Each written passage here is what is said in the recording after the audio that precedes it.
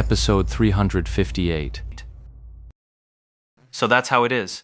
Only now did Yeshu realize that the Jia dynasty had practically thrown their entire force into the 10th server, so determined to succeed, and yet here he was, systematically suppressing every major guild at every turn. Well, where there's oppression, there's bound to be resistance. Yeshu didn't find this reaction from the major guilds at all unusual. Of course, he would just as naturally compete with them fiercely. But to say he never had a moment of doubt?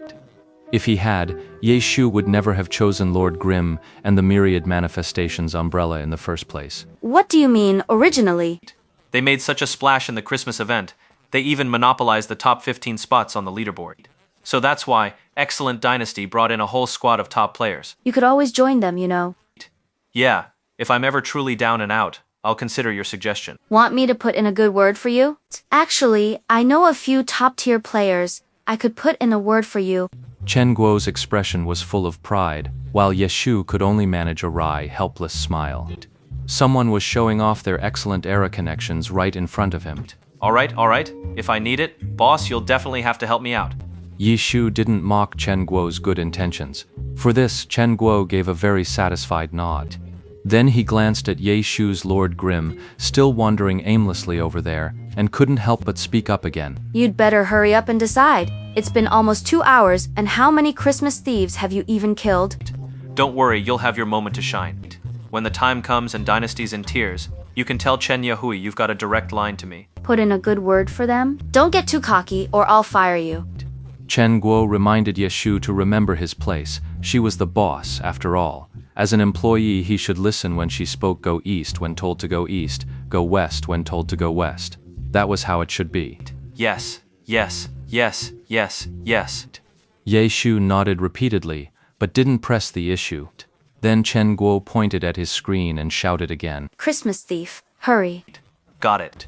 Yeshu acknowledged. He'd already fired a shot before Chen Guo even finished speaking. The Christmas thief immediately charged toward Lord Grimm. But instead of meeting the attack, Lord Grimm used a gunner's jump to vault onto the roof. What are you doing? Hey, isn't there a lore bit about this Christmas thief? They say this guy is vicious and cruel. He hides his identity to steal gifts Santa's carefully prepared. So if he's discovered to keep his cover, he'll attack the player who found him, silence them for good. I think there is. I'm going to test this setting. How do you plan to test it?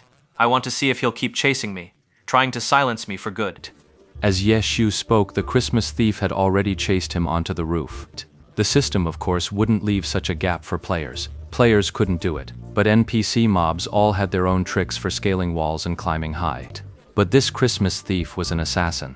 He didn't even need to climb the wall. With a single aerial leap, at the peak of his first jump, he kicked off the air itself for a second jump. This is a passive skill for the assassin class. Double jump. It grants them superior jumping prowess compared to other classes. The Christmas thief vaulted onto the roof, but Yeshu didn't engage. He steered Lord Grimm around and bolted, vanishing into the next street in a flash. On this street, another Christmas thief was lurking about, up to no good. With a swift command from Yeshu, Lord Grimm decisively raised the Myriad Manifestations umbrella and fired off another shot. Hey, how many Christmas thieves do you think are in Sin City anyway? Yeshu suddenly asked Chen Guo, who was still staring at his screen. What are you trying to do? Chen Guo's tone was already laced with disbelief. Yeshu's question, combined with his refusal to engage after attacking 2 Christmas thieves, made Chen Guo suspect he was hatching another crazy scheme. Let's count them. Yeshu said. You're insane. Chen Guo was stunned. That makes 2. Yeshu had actually started counting for real, while Chen Guo continued to wear a look of utter disbelief. Is this guy planning to pull the aggro from every single Christmas thief in Sin City onto himself? What's the point of this suicide run? On screen, Lord Grimm was being chased by 2 Christmas thieves. Each thief was a different level, so their class stats, including movement speed, varied wildly. The new one he'd just pulled was charging over, wielding a heavy sword. He looked like a berserker, and his movement speed was pretty average. But that assassin Christmas thief from earlier clearly had higher movement speed stats, and was actually a bit faster than Lord Grimm. However, that was under normal movement. Right now, Yeshu was using aerial gun to fly backward, which actually gave him a speed advantage.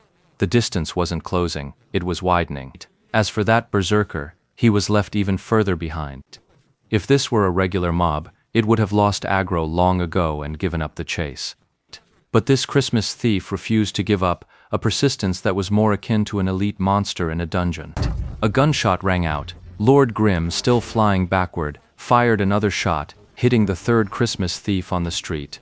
The thief immediately drew its weapon, but Ye Shu paid it no mind, simply directing Lord Grimm to keep running. That's 3. Ye Shu turned his head and reported the number to Chen Guo. But Chen Guo was completely petrified, showing no reaction at all, her brain seemingly stuck in a state of total shutdown.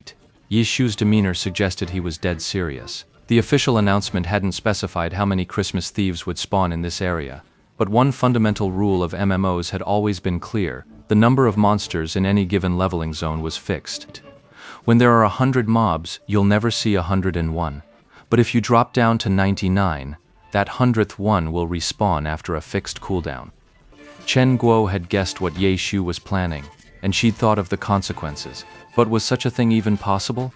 With so many different types of profession-based mobs in pursuit, how could he possibly keep himself alive? That's way too much pressure.